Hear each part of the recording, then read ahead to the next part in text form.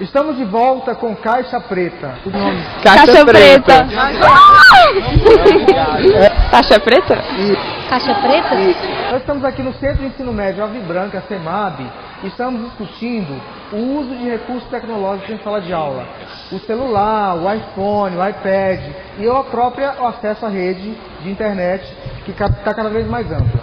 E nesse segundo bloco nós vamos tratar desses recursos inseridos no ambiente escolar. E qual seria o papel da escola no controle da utilização desses recursos?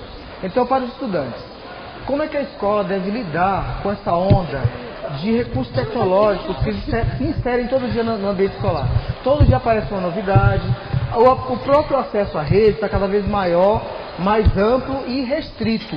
Então, se a gente não tem nenhuma barreira mais, como que a escola deve lidar com isso? Bem, alguns dos nossos professores têm site e tem uma sala no Moodle, que é um sistema que a gente utiliza aqui no CEMAB. Um dos nossos professores, como eu já falei, tem um site, né? E ele passou um teste pra gente, eu acho que semana passada, com consulta. Se era com consulta, eu acho que eu posso ter a liberdade de entrar no site dele, através do meu celular, ler o conteúdo que ele programou no site dele, e assim utilizar. Claro, tem que ter assim um certo respeito. Se ele proibir, eu não vou acessar. Mas se ele já falou que era com consulta, deu a entender que eu posso utilizar qualquer assim, recurso que eu tenho a meu favor. A respeito de acesso à internet. A professora passa prova e tem muitos alunos que ainda não têm acesso à internet. O que eu acharia um pouco certo era para aqueles alunos que conversaram com a professora e passar para ela que não pode acessar a internet, ela poderia passar uma prova escrita. Porque muitas pessoas ainda, assim, têm as lan house, mas talvez a pessoa não gosta talvez a pessoa não tenha condições de pagar a lan house. Aí eu acharia certo as professoras, no lugar de talvez, para quem puder fazer no Moodle, bom, para quem não puder, ela passar alguma prova escrita. Eu acho que a questão do Moodle é o seguinte: não deixam utilizar a internet, né? A gente não tem a senha da URLS da escola, né? A pessoa podia fazer, se tivesse o acesso da internet aqui, a gente fazia aqui. Qualquer dúvida, já que é com consulta, a gente poderia recorrer ao professor para tentar esclarecer essa dúvida, e não tem aqui o que está faltando.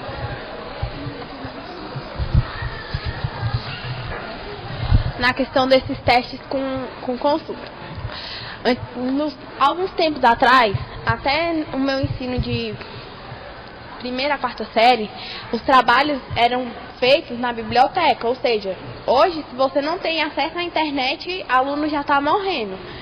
Se o trabalho é com consulta, ou seja, não ficar preso só àquele meio da internet, procurar em livro, jornal, revista, porque eu garanto que o assunto que tem na internet pode ser mais amplo, mas você pegar um livro e ler é bem melhor do que você recorrer à internet, se bem que ela é um meio assim de comunicação que influencia em muitas coisas, até mesmo em trabalho, pode ser com consulta, porque as provas, como vocês estão fazendo esse trabalho do Moodle, a professora pede para estar lendo do livro, e ela já deixa os capítulos específicos já no Moodle, ou seja, não ficar preso assim a pesquisa de trabalho só na internet, procurar fluir mais, introduzir livros, jornais, revistas, entre outros.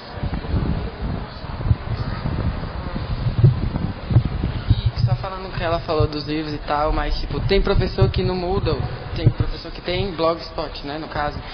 Tem professores que tiram do Moodle coisas do blog dele. Então, se a pessoa já não tem acesso à internet e o assunto que é da prova é derivado do blog, como é que a pessoa vai fazer uma coisa se aquilo está no blog e ele não falou livro, não falou nada?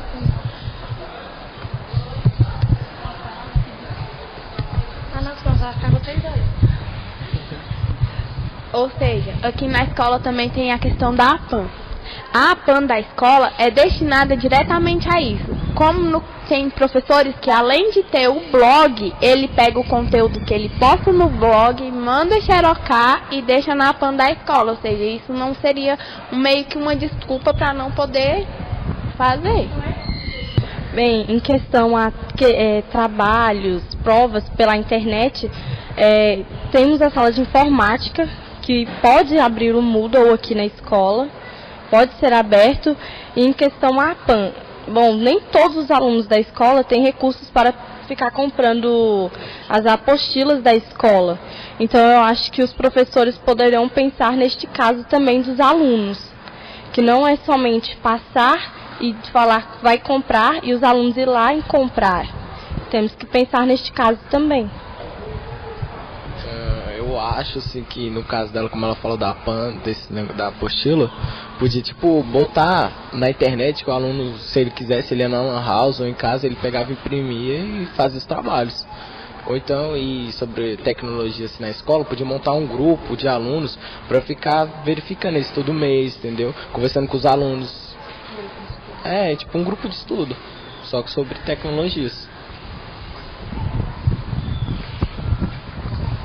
Sim, como os dois colegas estavam falando ali, eu concordo, porque ficar passando o conteúdo na PAN, no qual a gente tem que pagar, isso, aquilo, às vezes alguns alunos não têm esse recurso.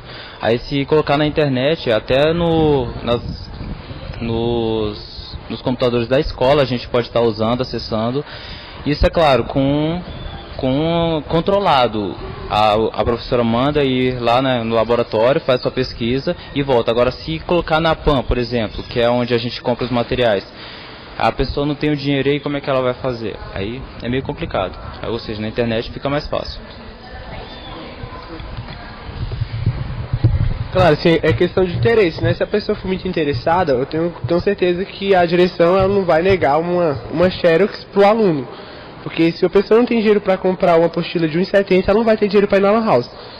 Então eu creio assim que a escola ela não vai ser tão mal que não vai dar 2 minutos para tirar uma Xerox e uma folha branca.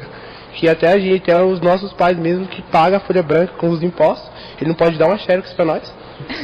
A outra questão também, eu vim de uma escola particular, onde o pedido era o seguinte: você dava 2 vezes de folha para a escola, ou seja, era contada para a escola, às vezes de folha era assim, você ia fazer trabalho, o professor não podia pegar a folha branca, você era obrigado a pagar 25 centavos por xerox. Ou seja, eu acho que isso é meio que uma questão assim da escola, tá pegando essas folhas brancas que são pagas com impostos, que os nossos pais estão pagando, e passar essas folhas pra gente de forma gratuita, porque até está prejudicando várias pessoas, não só os alunos que podem, como os que não podem pagar essas folhas na PAN.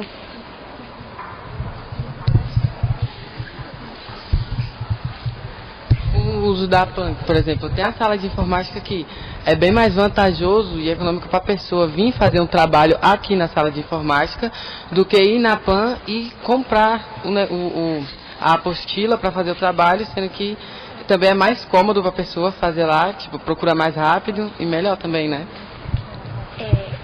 E como ele falou sobre a PAN, muitas vezes lá tem tudo, mas às vezes quebra e às vezes a necessidade cobra de ter outra coisa, outro acesso. Livros, que às vezes não tem muito livro aqui, o acesso ao computador, tudo isso influencia. Okay.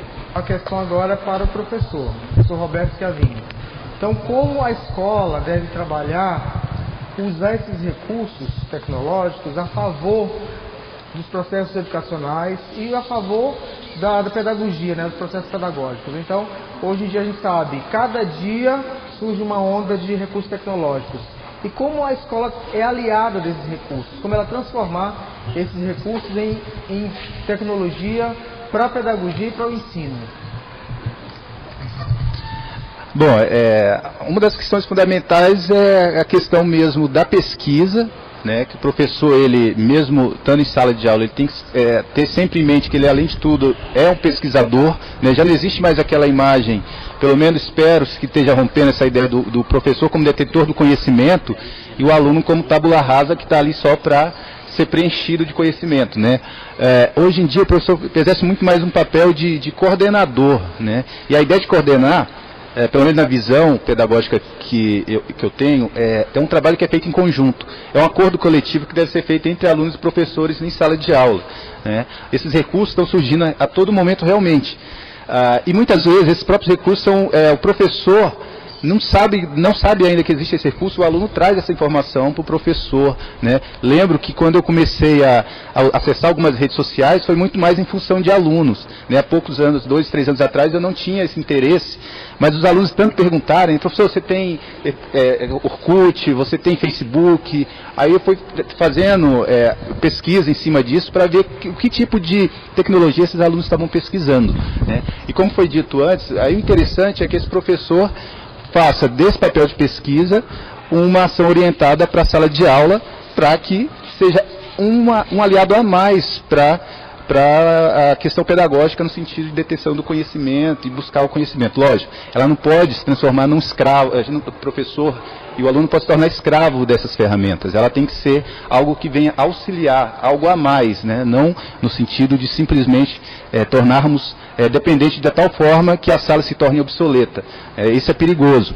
O interessante é que o professor em sala, junto com essa socialização do aluno em sala, seja feito e essas tecnologias venham como algo a mais apenas para auxiliar nesse momento de construção do conhecimento. Senão nós caímos num perigo de ter uma dupla jornada, né? O Moodle, por exemplo, é algo que tem que ser feito no sentido de deixar um texto possível para o aluno, colocar um questionário para ele responder, mas se eu, como profissional, estou dentro de sala e depois chego na minha casa e ainda vou trabalhar uma outra jornada para fazer essa mesma atividade que eu já faço em 40 horas, eu estou sobrecarregando, né, me sobrecarregando como profissional e não estou, no meu ponto de vista, trazendo algo a mais para a construção do conhecimento. De forma básica e de forma resumida, então seria isso, né? Eu acho que a construção do conhecimento hoje ela é feita de forma coletiva.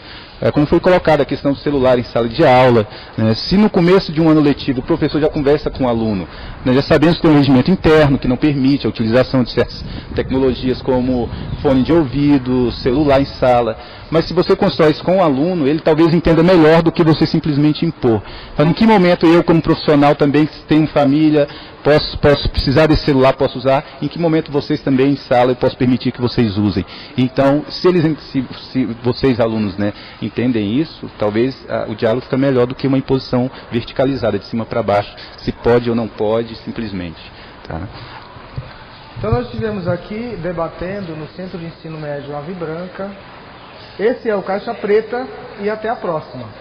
Eu uso pra entrar no Twitter, no Orkut, no Facebook. Estava fazendo o que agora? Tá vendo foto? Não, eu uso escondido. A hora da aula?